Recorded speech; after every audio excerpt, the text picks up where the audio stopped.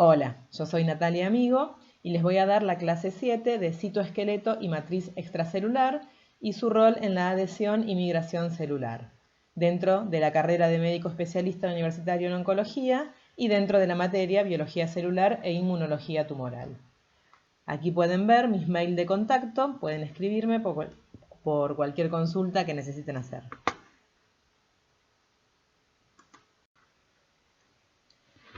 El citoesqueleto es una estructura tridimensional de proteínas que provee soporte interno a las células, organiza las estructuras internas e interviene en fenómenos de transporte, tráfico y división celular. Consta principalmente de 3 tipos de filamentos: microtúbulos, filamentos intermedios y filamentos de actina o microfilamentos. Estos se clasifican por su diámetro, por el tipo de subunidades y por la disposición de sus subunidades. El citoesqueleto entonces es una estructura dinámica que mantiene la forma de la célula, facilita la movilidad celular, usando estructuras como los cilios y los flagelos, y desempeña un importante papel tanto en el tráfico intracelular, por ejemplo, en los movimientos de vesículas y orgánulos, como en la división celular. Dentro de sus principales funciones podemos repetir y agregar, que provee soporte mecánico, mantiene la forma de la célula, participa en el transporte intracelular, forma el uso mitótico, participa en la movilidad, adhesión y en la contracción celular.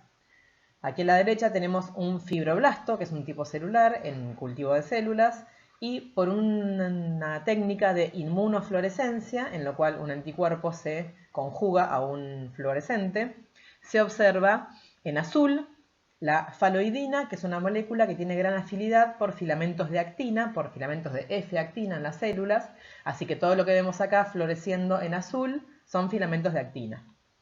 Después tenemos un anticuerpo que se une a los microtúbulos, que están vistos aquí en verde, y tenemos anticuerpos que se unen a los filamentos intermedios y que florecen en rojo.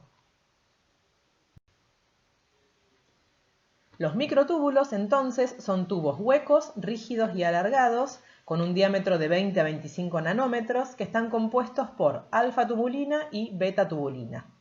Es un polímero de subunidades de tubulina globular organizadas en forma de un cilindro, un tubo cilíndrico de 25 nanómetros de diámetro. Se originan a partir de anillos de tubulina y dentro del centro organizador de microtúbulos, o mTOC, que vamos a verlo a continuación y vamos a hablar bastante de él. Su longitud cambia dinámicamente a medida que se añaden o se quitan dímeros de tubulina en un proceso de remodelación constante conocido como inestabilidad dinámica. Los microtúbulos forman vías para el transporte vesicular intracelular y forman los usos mitóticos. También son responsables del movimiento de los cilios y de los flagelos y del mantenimiento de la forma de la célula. Son estructuras dinámicas del citoesqueleto que conducen a la separación de los cromosomas durante la mitosis, sirviendo como rieles también para el transporte intracelular, para el posicionamiento de organelas y también regulan la polaridad y la motilidad celular. Vamos a hablar del proceso de polimerización de los microtúbulos. En este diagrama nos muestra el proceso de polimerización de los dímeros de tubulina durante el ensamblado del microtúbulo. Cada dímero de tubulina consiste, como ya dijimos, en una subunidad de tubulina alfa y otra de tubulina beta, que están ahora representados, la alfa en azul y la beta en rojo. El extremo positivo, el extremo más del microtúbulo, es el extremo de crecimiento, al cual se incorporan los dímeros de tubulina unidos a las moléculas de GTP. Los dímeros de tubulina incorporados hidrolizan el GTP, que libera los grupos fosfato, para formar polímeros con las moléculas de tubulina GTP, y en el extremo negativo del microtúbulo contiene un anillo de tubulina gamma que es necesario para la nucleación de los microtúbulos. Este extremo suele estar incluido dentro del mTOC, que ya vamos a hablar de él, y posee abundantes proteínas de casquete. A la derecha se observa, en este corte transversal esquemático, que cada microtúbulo de nuevo contiene 13 dímeros de tubulina, que son visibles aquí en este corte transversal. ¿Cómo es entonces la despolimerización de los microtúbulos? Los microtúbulos, como dijimos, son estructuras dinámicas que participan en un proceso de remodelación constante denominado inestabilidad dinámica.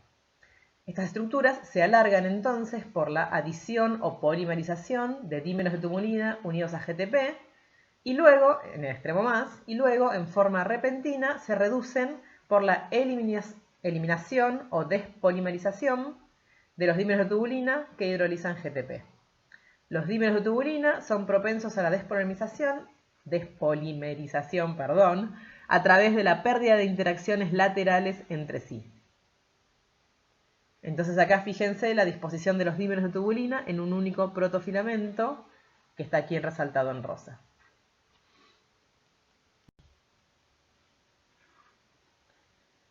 ¿Cuáles son las funciones principales de los microtúbulos? Dentro de ellas el transporte intracelular. Los extremos positivos o más están dirigidos, por ejemplo, como se observa aquí en una neurona, hacia la terminal axónica y también participan en el transporte de moléculas en ambas direcciones a través de los microtúbulos. Ahora vamos a verlo bien en detalle. El movimiento entonces de orgánulos intracelulares a lo largo del microtúbulo es generado por proteínas moleculares motoras, que son las dineínas y las cinesinas. Los microtúbulos entonces sirven como guías para las proteínas moleculares motoras. Estas proteínas motoras asociadas con microtúbulos, impulsados por ATP, se adhieren a las estructuras móviles, como los orgánulos, y las arrastran a lo largo de una vía tubular. Se han identificado entonces dos tipos de motores moleculares, las dineínas o dinesinas, que se mueven a lo largo de los microtúbulos hacia el extremo negativo, que está esquematizado aquí abajo de la figura, es decir, hacia el centro de la célula, y las cinesinas, que se mueven hacia el extremo positivo, es decir, hacia la periferia de la célula. Y aquí en el ejemplo, por ejemplo, vemos como las dinesinas transportan un lisosoma hacia el extremo negativo, o sea, hacia el centro de la célula, y arriba, como las cinesinas, transportan, por ejemplo, una vesícula endocítica hacia la periferia.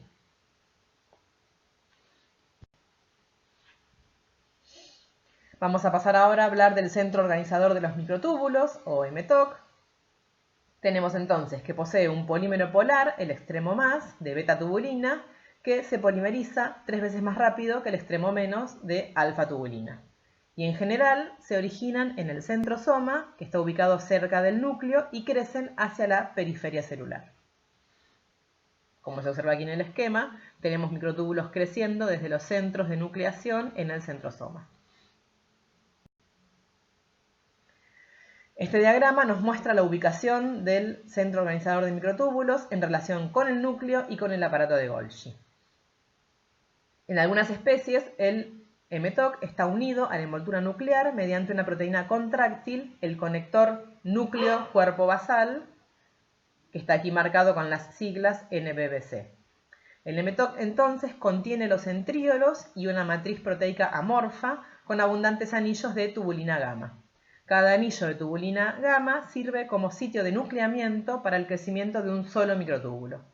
Obsérvese que el extremo menos del microtúbulo permanece unido al mTOC y el extremo más representa el extremo de crecimiento orientado hacia la membrana plasmática. Los centríolos entonces son cilindros citoplasmáticos cortos con forma de bastón, organizados en pares construidos a partir de 9 tripletes de microtúbulos. Constituyen el punto focal alrededor del cual se arma el centro de organización de los microtúbulos, proporcionan cuerpos basales para los cilios y para los flagelos y alinean el uso mitótico durante la división celular. Aquí observamos una fotomicrografía electrónica que nos muestra centríolos padres e hijo en un fibroblasto. Fíjense que en el corte transversal del centríolo, en cada par, revela la configuración de los tripletes de microtúbulos que se ven acá claramente. El centríolo de abajo a la derecha representa una sección longitudinal por el centro, mientras que el centríolo arriba a la izquierda se muestra longitudinalmente, pero a lo largo del plano de su pared. Vamos a hablar ahora de los cuerpos basales y los cilios. Esta micrografía electrónica muestra cuerpos basales y cilios seccionados transversalmente tal como aparecen en un corte oblicuo a través de una región apical de una célula ciliada, en este caso de las vías respiratorias. Fíjense la disposición de los microtúbulos de los cilios en un patrón 9+2, en la que 9 microtúbulos en la periferia de los cilios rodean 2 microtúbulos centrales. Los cuerpos basales carecen del par tubular central. En varios cortes transversales se puede observar que desde el cuerpo basal se proyectan lateralmente el pedículo basal, que está aquí marcado con asteriscos.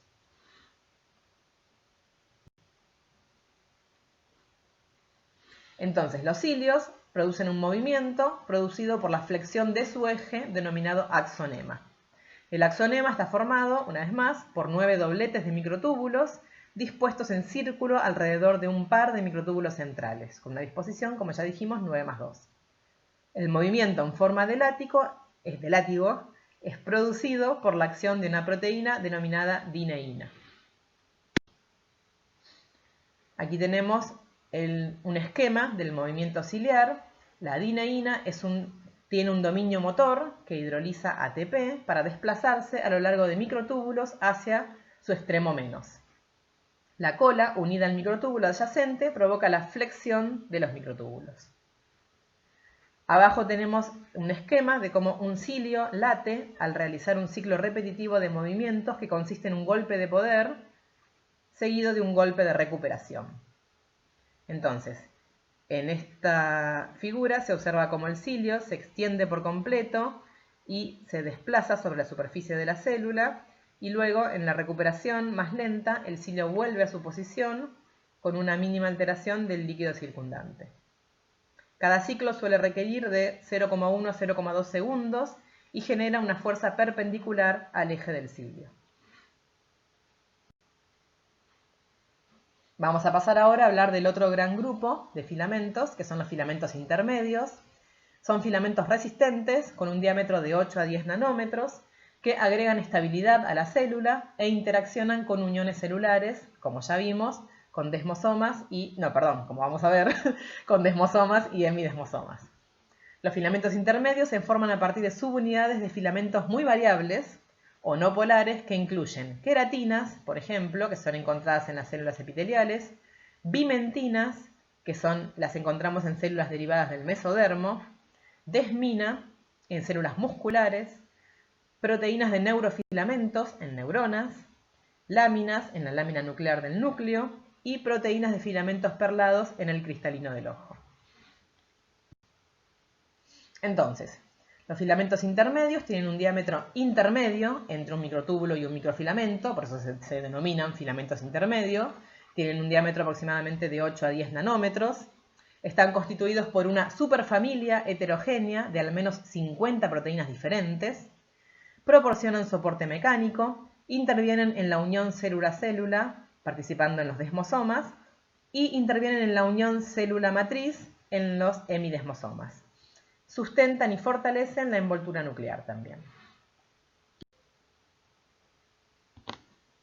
Vamos a ver ahora cómo es la estructura molecular en detalle de los filamentos intermedios. Estos filamentos son como cuerdas hechas de hebras largas y retorcidas de diversas proteínas. El monómero de proteínas de filamento intermedio, que se muestra en el esquema en A, consta de un dominio de barras centrales con regiones globulares en cada extremo. Pares de monómeros se asocian para formar un dímero en el esquema de la figura B, y luego dos dímeros se alinean para formar un tetrámero escalonado en la figura mostrada en C. Estos tetrámeros se pueden empaquetar de extremo a extremo, como lo muestra la figura en D, ensamblar en una matriz helicoidal que contiene 8 hebras de tetrámeros, que se muestran acá extendidos en un plano para que se pueda ver, pero fíjense abajo cómo se ensamblan y se retuercen entre sí para formar el filamento intermedio final, similar a una cuerda, que se observa aquí en el esquema en E. Y aquí en F, arriba a la derecha, tenemos una micrografía electrónica del filamento final de 10 nanómetros. Aquí tenemos una tabla que nos muestra la clasificación de las proteínas de los filamentos intermedios.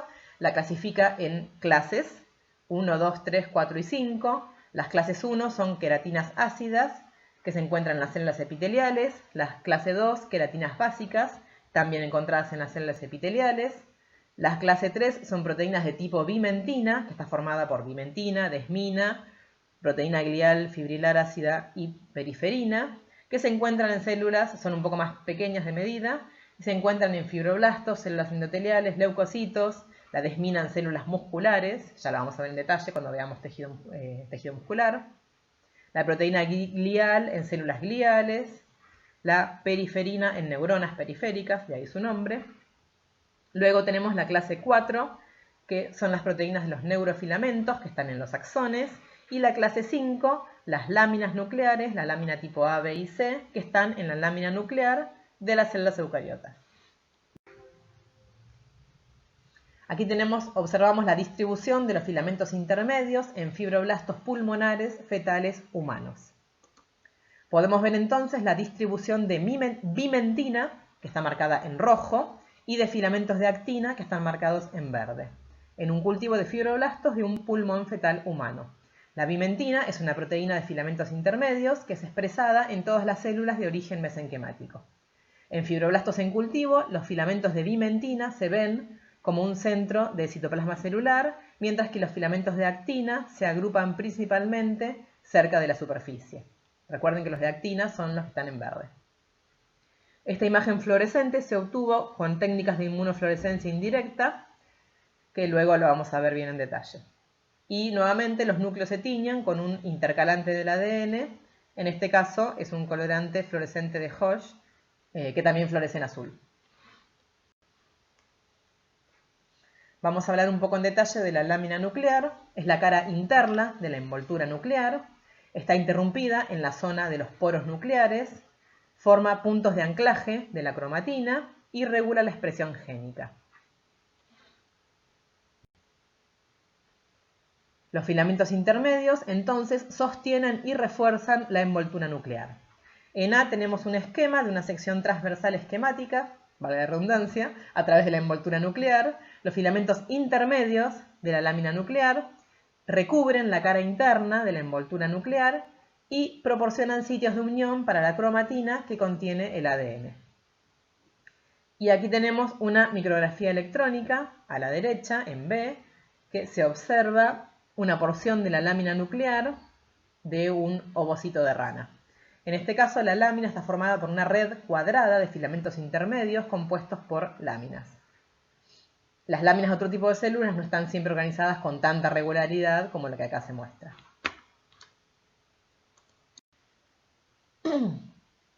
Pasamos ahora al último gran grupo de filamentos, que son los filamentos de actina o microfilamentos. Son los más finos, el diámetro va de 6 a 8 nanómetros, son más cortos y más flexibles que los microtúbulos. Están compuestos por moléculas de actina G, de actina globular, polimerizada en forma de actina F, actina filamentosa.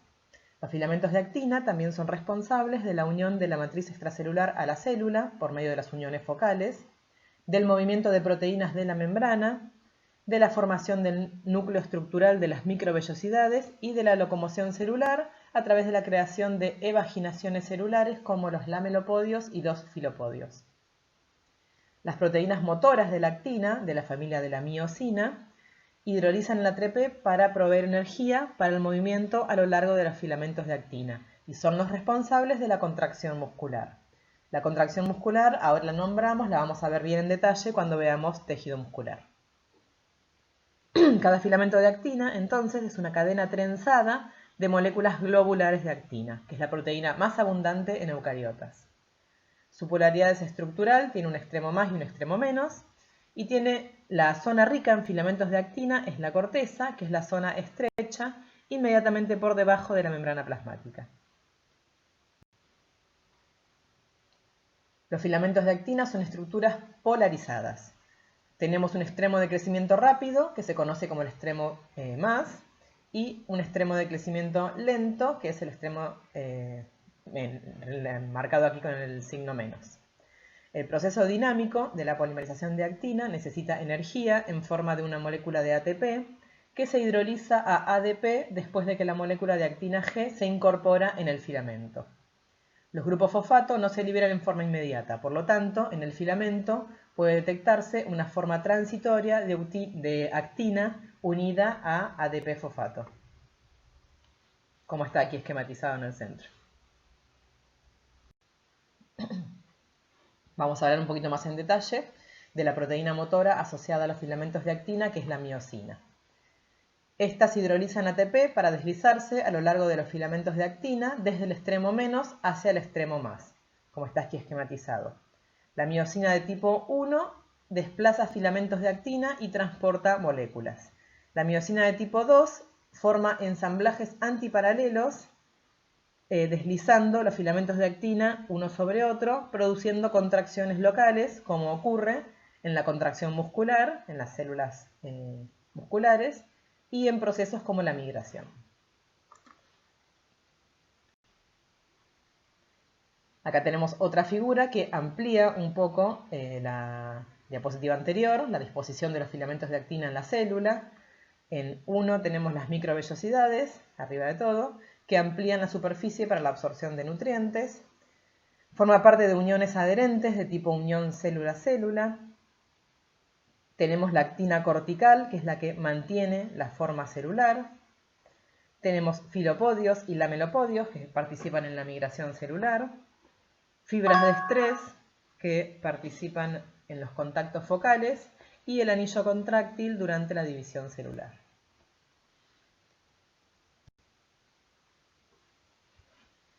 Bueno, y por último tenemos una tabla bien completa con los tres tipos de elementos del citoesqueleto: filamentos de actina o microfilamentos, filamentos intermedios y microtúbulos.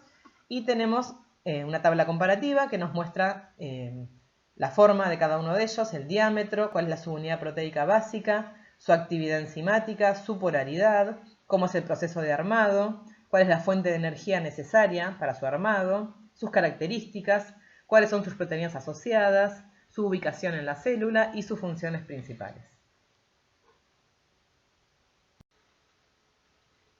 Dentro de las drogas que afectan el citoesqueleto podemos nombrar al paclitaxel, que se une a la beta-tubulina y estabiliza el microtúbulo, evitando así su despolimerización. Inhibe la formación del uso mitótico en la división celular, bloqueando así el proceso de mitosis. La colchicina, que se une a la tubulina e induce la despolimerización del microtúbulo. El nocodazole, que provoca la despolimerización de los microtúbulos al unirse a los dímeros de tubulina libres y evitar que se incorporen en los microtúbulos. La vimblastina es un desestabilizador del microtúbulo también, puede unirse a la tubulina soluble como al microtúbulo. Y a concentraciones altas favorece la despolimerización del uso mitótico. Y también podemos nombrar a la faloidina, que es una toxina producida por un hongo, que se une a los filamentos de actina e impide su despolimerización.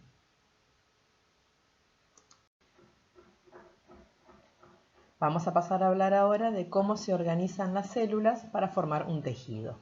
Y sobre todo se organizan entre sí por medio de adhesiones, que pueden ser adhesiones de tipo célula-célula, que generalmente es en la región lateral de las células, o adhesiones de tipo célula matriz, que ocurre en la región basal de la célula, obviamente uniéndose a la matriz extracelular.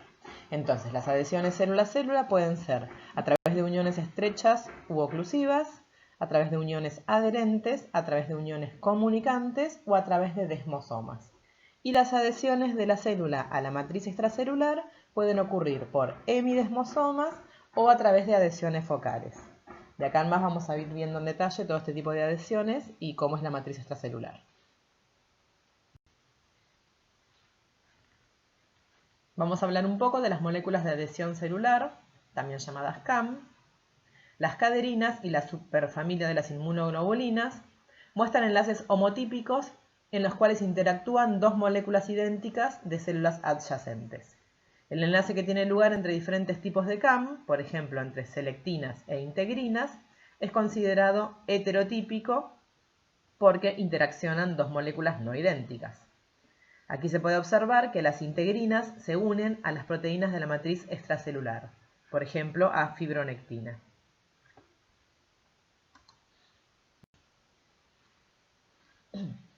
Entonces, de nuevo, haciendo un repaso breve antes de entrar al detalle de cada tipo de unión, tenemos aquí esquematizado con el número 6, fíjense en la figura, las uniones estrechas que forman una barrera que sella las cavidades corporales. Evita la difusión de macromoléculas y está formada por las moléculas ocludina y claudina. Después, con el número 7, tenemos aquí en el esquema las uniones comunicantes que permiten el paso de iones y de pequeñas moléculas hidrosolubles entre células adyacentes por medio de las conexones o conexinas. Las uniones adherentes, que están aquí marcadas con el número 8, unen los haces de actina de una célula a los de la célula adyacente por medio de caderinas. Los desmosomas, que están aquí esquematizados con el 9, unen los filamentos intermedios de una célula a los de la célula adyacente, también por medio de caderinas.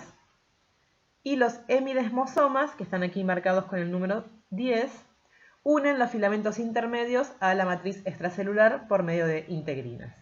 Aquí también nos falta marcar las adhesiones focales, que también están en la región basal, que unen las fibras de estrés a la matriz extracelular por medio de integrinas.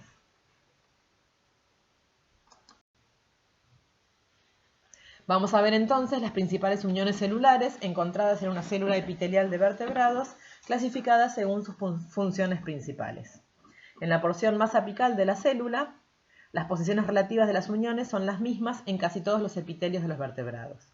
La unión oclusiva ocupa la posición más apical, que es la primera que encontramos, seguida por la unión adherente o cinturón de adhesión, y luego por una fila paralela especial de desmosomas, que juntos forman una estructura denominada complejo de unión. Luego tenemos dos tipos de uniones de anclaje de la matriz extracelular que unen la superficie basal de la célula a la lámina basal. Tenemos las uniones de tipo hemidesmosoma o las uniones de anclaje de actina. Este dibujo se basa principalmente en células epiteliales del intestino delgado.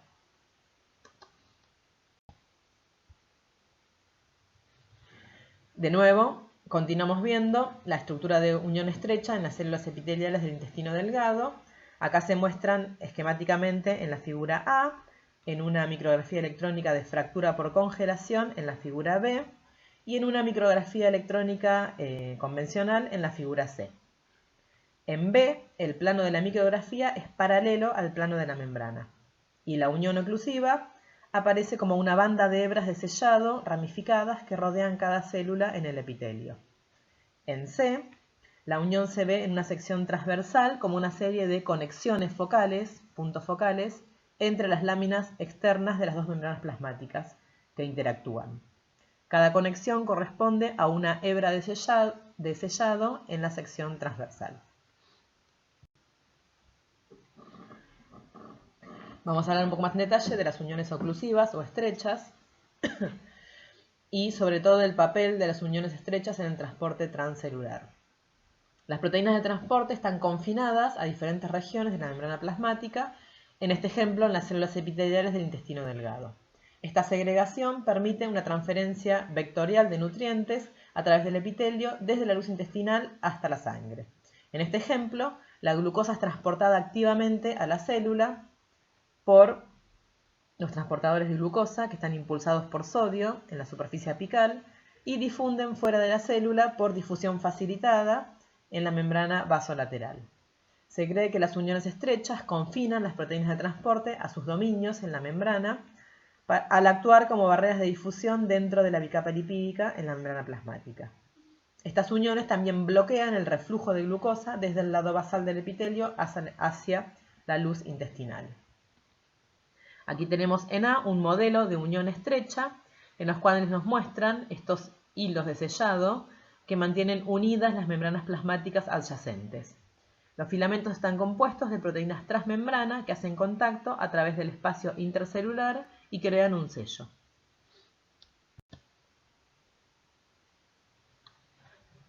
Continuamos con las uniones oclusivas o estrechas. Vamos a ver cómo son los andamios de proteínas en la unión estrecha.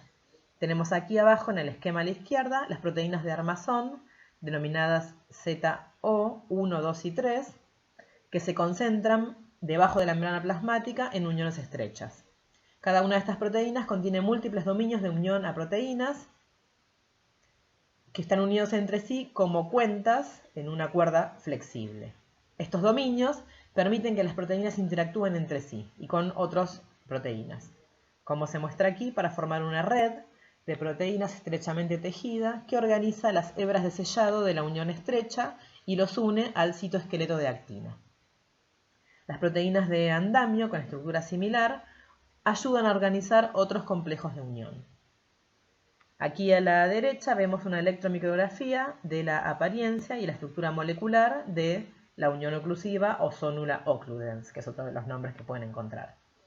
En la micrografía electrónica de la sonula occludens se muestra la aproximación estrecha de las láminas de membranas plasmáticas adyacentes, las regiones extracelulares de proteínas ocludinas que participan en la formación de esta unión se ven como líneas individuales eléctricamente densas que están aquí marcadas con las flechas. Y aquí en el esquema, en B, vemos como 3 proteínas transmembranas que participan en la formación de esta zona: la ocludina, la claudina y la molécula de adhesión molecular denominada HAM.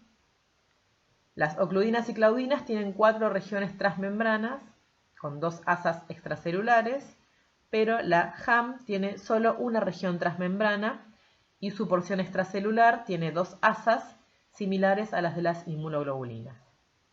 También aquí se observan las principales proteínas asociadas de la unión de ocludina y las interacciones entre sí.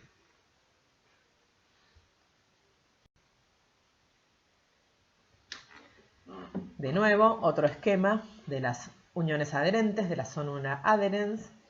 Aquí en A vemos un esquema de las uniones adherentes en forma de cinturones de adhesión entre las células epiteliales. Volvemos al intestino delgado. Esta unión en forma de cinturón rodea cada una de las células que interactúa. Su característica más obvia es un haz contráctil de filamentos de actina que recorre la superficie citoplasmática de la membrana plasmática de la unión. Aquí en la figura en B vemos algunas de estas moléculas que forman la unión adherente. Los filamentos de actina se unen de una célula a la otra mediante proteínas de adhesión transmembrana llamadas caderinas. Las caderinas forman homodímeros en la membrana plasmática de cada célula que interactúa. El dominio extracelular de un dímero de caderina se une al dominio extracelular de un dímero de caderina idéntico en una célula adyacente. Las colas intracelulares de las caderinas se unen para anclar proteínas que las unen a los filamentos de actina. Estas proteínas de anclaje incluyen alfa-catenina, beta-catenina y gamma-catenina, alfa-actinina y vinculina. Aquí tenemos la organización molecular de la sonula adherens. Los filamentos de actina de las células adyacentes, en el esquema en A, están unidos al complejo de la caderina E, catenina, por actinina alfa y vinculina. El complejo caderina E-catenina interactúa con moléculas idénticas inmersas en la membrana plasmática de la célula adyacente. Aquí tenemos iones de calcio que median las interacciones entre las proteínas transmembranas. Y aquí en B vemos una fotomicrografía electrónica de la célula adherens con mayor aumento. Se muestra que las membranas plasmáticas se observan separadas por un espacio intracelular relativamente uniforme. Este espacio se ve claro, se muestra solo una escasa cantidad de sustancia electrodensa y difusa que representan las uniones extracelulares de caderina E. Y aquí en el lado citoplasmático de cada membrana plasmática, esta zona que se observa un poco electrodensa contiene los filamentos de actina. Aquí tenemos otro esquema de las uniones adherentes que nos muestra cómo los filamentos de actina de las dos células adyacentes están unidas al complejo caderina-E-catenina por alfa-actinina y por vinculina. Entonces, el complejo caderina-E-catenina interactúa con moléculas idénticas en la membrana plasmática de una célula adyacente. Y tenemos también la participación de los iones calcio que median las interacciones entre estas proteínas transmembranas.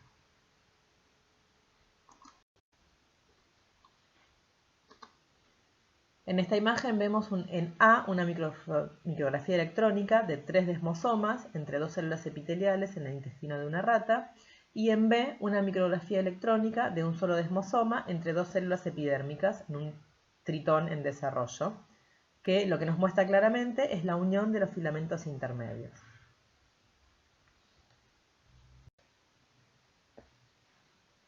Bueno, pasamos a hablar ahora un poco de los desmosomas. Aquí tenemos en la figura en C los componentes estructurales de un desmosoma.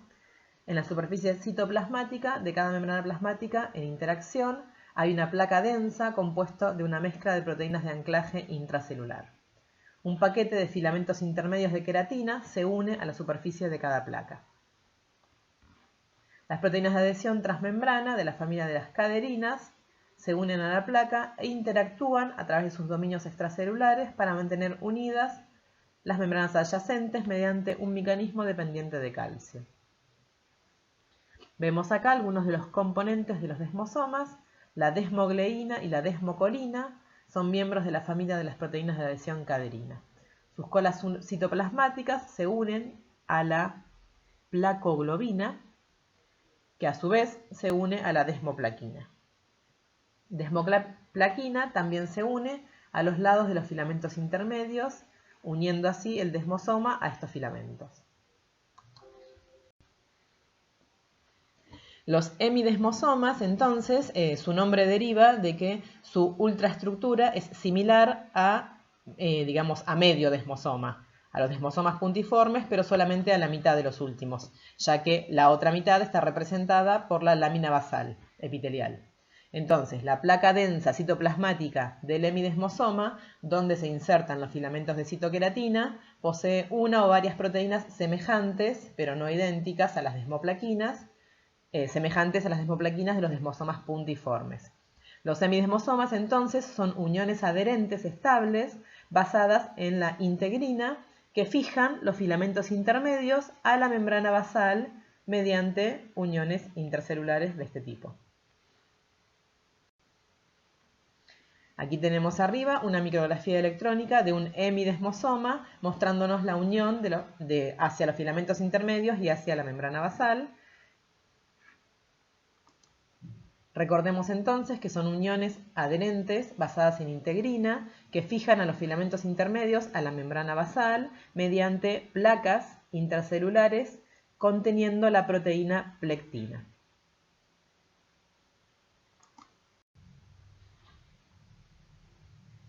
Aquí tenemos entonces las uniones GAP. En A vemos un dibujo de la membrana plasmática, de las membranas interactuantes entre dos células adyacentes conectadas por este tipo de uniones huecas, nexo o gap. Cada bicapa lipídica se muestra como un par de láminas.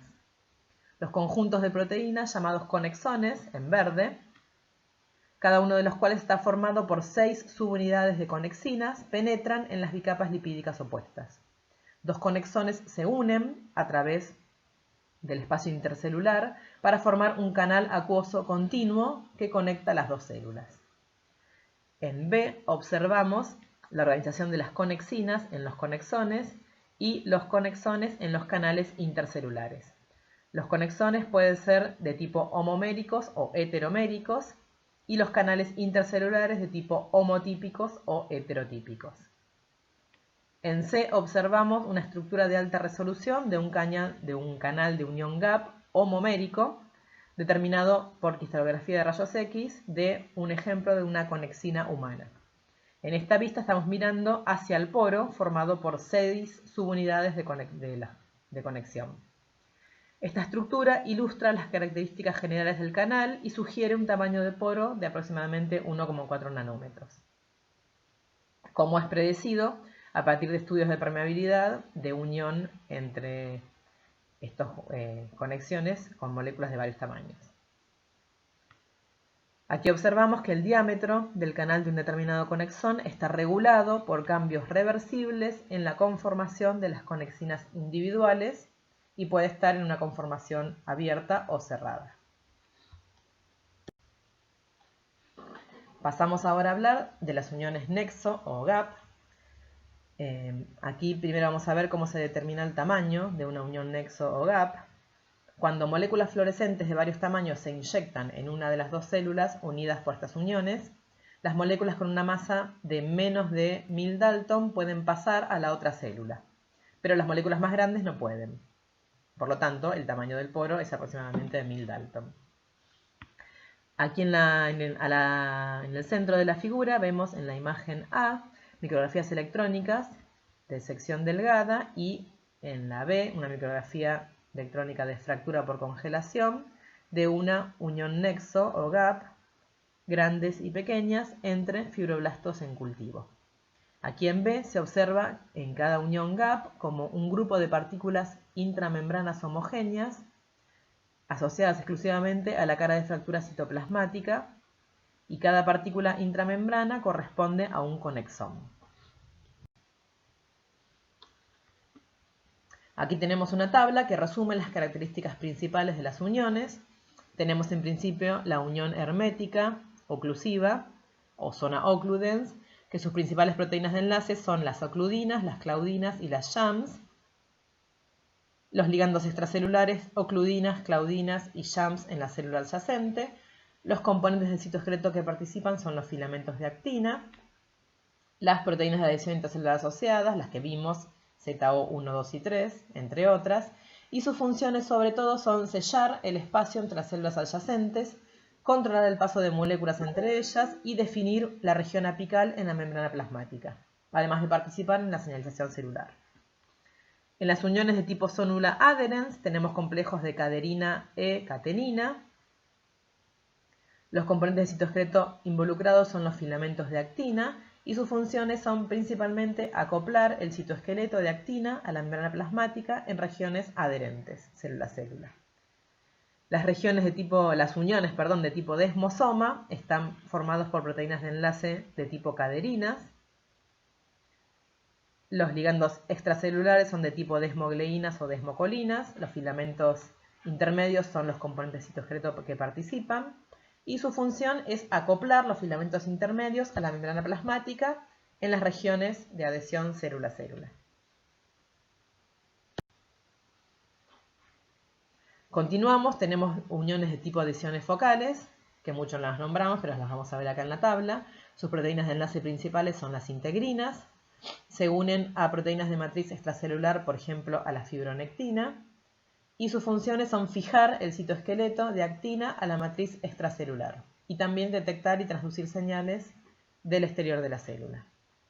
Los hemidesmosomas, que están formadas por proteínas de enlace de tipo integrinas, y las proteínas de ligando extracelular son proteínas de la matriz extracelular, por ejemplo la laminina.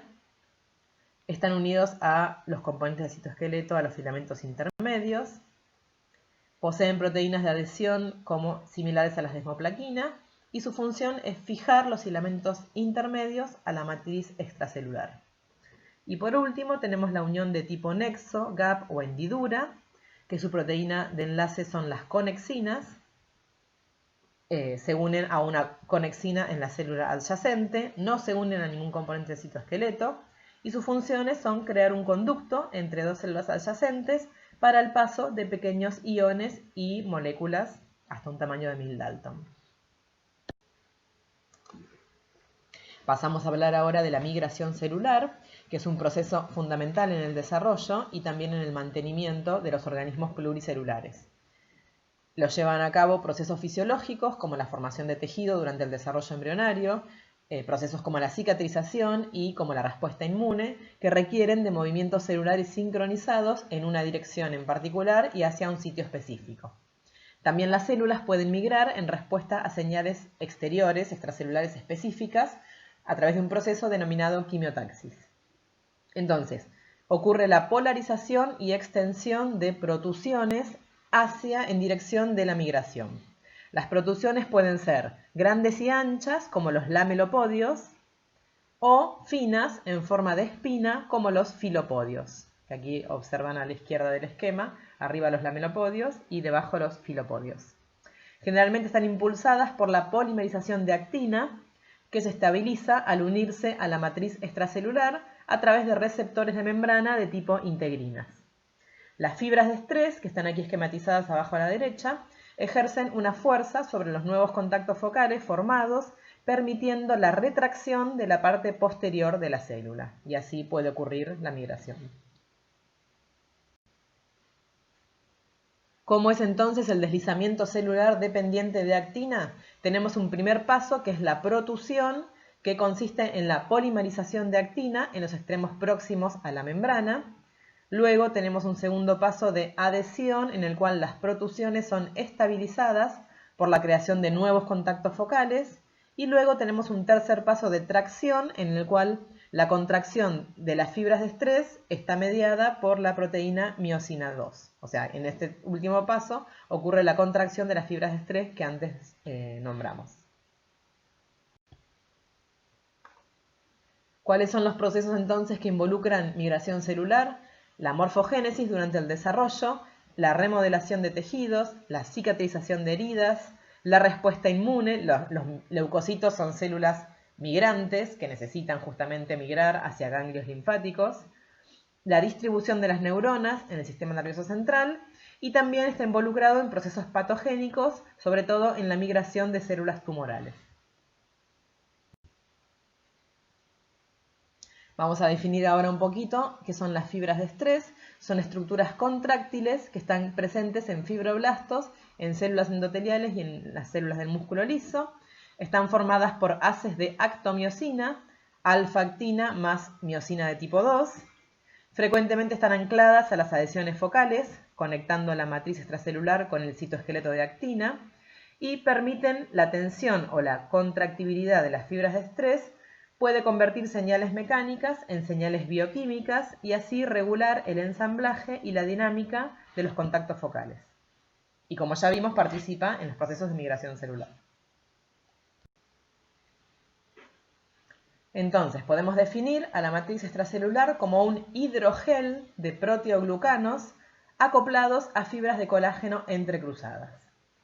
Provee soporte estructural, permitiendo la detección y transducción de señales, tanto bioquímicas como mecánicas, que son esenciales para procesos como la morfogénesis, la diferenciación y la homeostasis del tejido. Regula la abundancia de factores de crecimiento y de receptores, el nivel de hidratación y el pH del entorno local. Y la permeabilidad de la matriz extracelular depende de su composición y de su estructura. Cada tejido posee una matriz extracelular particular. La matriz extracelular es secretada sobre todo por fibroblastos, que secretan la matriz en el tejido conectivo o conjuntivo, osteoblastos, que secretan matriz formadora de hueso, y condroblastos, que secretan matriz formadora de cartílago. Entonces, de nuevo, recordemos que lo podemos definir como un hidrogel de proteoglicanos o proteoglucanos, acoplados a fibra de colágenos entrecruzadas. Entonces podemos dividirlo y clasificarlo en dos grandes grupos de componentes.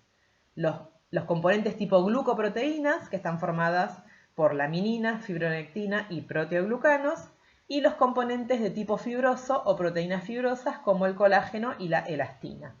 Entonces ahora vamos a especificar y detallar un poquito más a cada uno de estos componentes. Comenzamos a hablar de las proteínas de tipo fibrosas o componente fibrosa del colágeno. El colágeno es la proteína más abundante del cuerpo, existen 28 tipos diferentes. Proporciona resistencia a la tracción, regula la adhesión celular, dirige el desarrollo del tejido y, como dijimos, la mayor parte es secretado por los fibroblastos. Aquí tenemos un esquema que nos muestra los eventos intracelulares y extracelulares en la formación de una fibrilla de colágeno. Vamos a verlo brevemente. Comenzamos con los acontecimientos intracelulares. Comienza obviamente con la captación de aminoácidos para poder formar la fibra de colágeno. Se forma el ARN mensajero, se sintetizan las cadenas alfa. Luego tenemos procesos de hidroxilación y glucosilación, que ahora no los vamos a ver en detalle. Y sí, fijémonos en el punto 6, que es la formación de las moléculas de procolágeno. Son triples hélices alfa que se forman en el retículo endoplasmático rugoso y pasan a vesículas de transporte. En el paso 7 tenemos el embalaje de estas moléculas de procolágeno en vesículas de secreción en el aparato de Golgi. De paso vamos adelantando un poquito las clases que vienen. En el punto 8, el movimiento de las vesículas hacia la membrana, asistida por microfilamentos y microtúbulos, como ya los estudiamos. Y en el punto 9, la exocitosis de este procolágeno, la salida de la célula de estas moléculas de procolágeno. Entonces aquí en el recuadro vamos a ver los acontecimientos, los eventos extracelulares que ocurren. Nos marca aquí en el punto 10 y 11 la separación de los extremos no helicoidales del procolágeno para formar una molécula de colágeno. Entonces, finalmente, en resumen, la molécula de colágeno se sintetiza como una forma intracelular de procolágeno formado por 3 hélices alfa que requiere la escisión, el corte de los extremos no helicoidales fuera de la célula, este evento es extracelular, para finalmente formar la molécula de colágeno madura, y luego esta molécula de colágeno por fuera de la célula polimeriza para formar la fibrilla de colágeno. Por esto, justamente, el corte, la ruptura de los extremos debe ocurrir fuera de la célula porque esto permite la polimerización. Vamos a pasar ahora a hablar del otro componente de las proteínas fibrosas, que es la elastina. La elastina es una molécula que presenta un alto grado de distensibilidad reversible e incluso tiene la capacidad de deformarse, confiriendo elasticidad a los tejidos, como lo indica su nombre. Aquí tenemos un diagrama de las moléculas de elastina y de su interacción. En el punto A se observan moléculas unidas por enlaces covalentes para formar a su vez una red entrelazada. El detalle nos muestra una molécula de elastina amplificada y enrollada con el enlace covalente formado por la desmosina.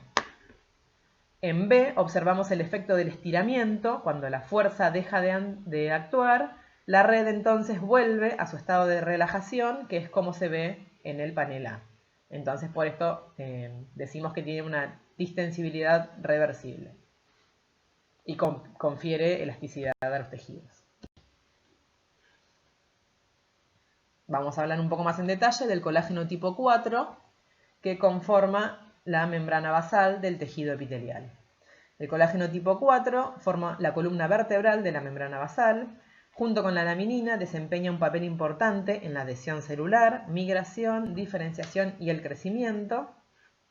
Y bueno, mutaciones en este tipo de colágeno causan una enfermedad renal crónica. Un detalle para contarles. Aquí tenemos un modelo de la estructura molecular de una lámina basal. Fíjense que esta lámina basal está formada por interacciones específicas, que están aquí marcados en el recuadrito abajo en B, entre las proteínas tipo 4 de colágeno, entre la laminina, entre el nidogen o nidógeno y el proteoglucano perlecan.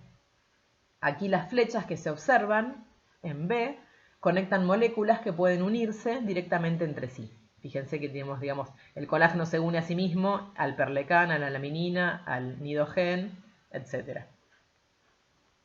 Hay varias isoformas de colágeno tipo 4 y de laminina, cada una con una distribución tisular distintiva. Se cree que los receptores de laminina transmembrana, de tipo integrina y de tipo distroglicano, en la membrana plasmática, organizan en el ensamblaje de la lámina basal. Aquí en este esquema solo se muestran las integrinas, pero fíjense, cómo está organizada la lámina basal a nivel molecular. Vamos a pasar ahora a hablar del otro gran grupo de componentes que clasificamos antes, que son las glicoproteínas o glucoproteínas. Empezamos con la laminina, que es un componente de la membrana basal. Es una proteína heterotrimérica, como se observa aquí en el esquema, que ancla las células epiteliales a la membrana basal a través de la interacción con integrinas. La fibronectina, otra de las glucoproteínas, se une a una variedad de ligandos, incluidos receptores de superficie, colágeno, proteoglucanos y a la fibrina. Contribuye a la adhesión de las células a la matriz extracelular y actúan como guías en las migraciones celulares en los embriones de los vertebrados en el desarrollo. Entonces, los proteoglucanos son un núcleo proteico unido covalentemente a un polisacárido denominado glucosaminoglucano. Los glucosaminoglucanos son polímeros lineales de disacáridos específicos repetidos. La función biológica deriva de las características bioquímicas e hidrodinámicas de los componentes glucosaminoglucanos de las moléculas que se unen al agua para proporcionar hidratación y resistencia a la compresión.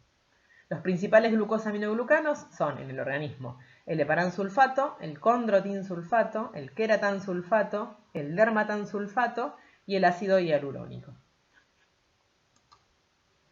Aquí abajo tenemos un esquema que nos muestra entonces que un proteoglucano, que está en el recuadro, está formado por la unión de un núcleo proteico, un core proteico, a los glucosaminoglucanos.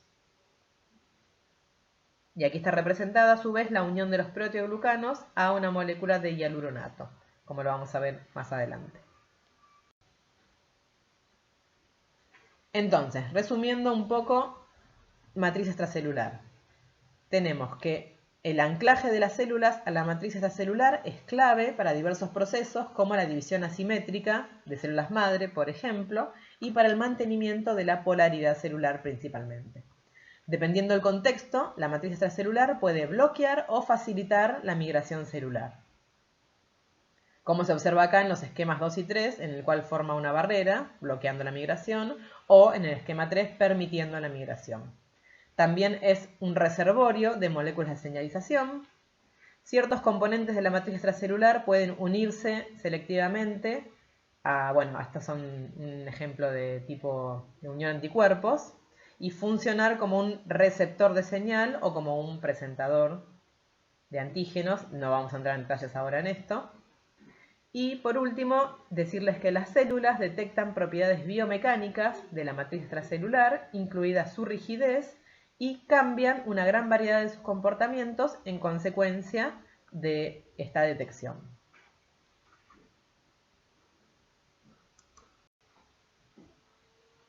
Bueno, esto ha sido todo por ahora. Muchísimas gracias por su atención. Para cualquier consulta, reclamo o sugerencia, les dejo nuevamente mis mails de contacto. Pueden escribirme a cualquiera de ellos en cualquier momento, por si les quedó alguna duda o si quieren hacer alguna sugerencia. Muchas gracias.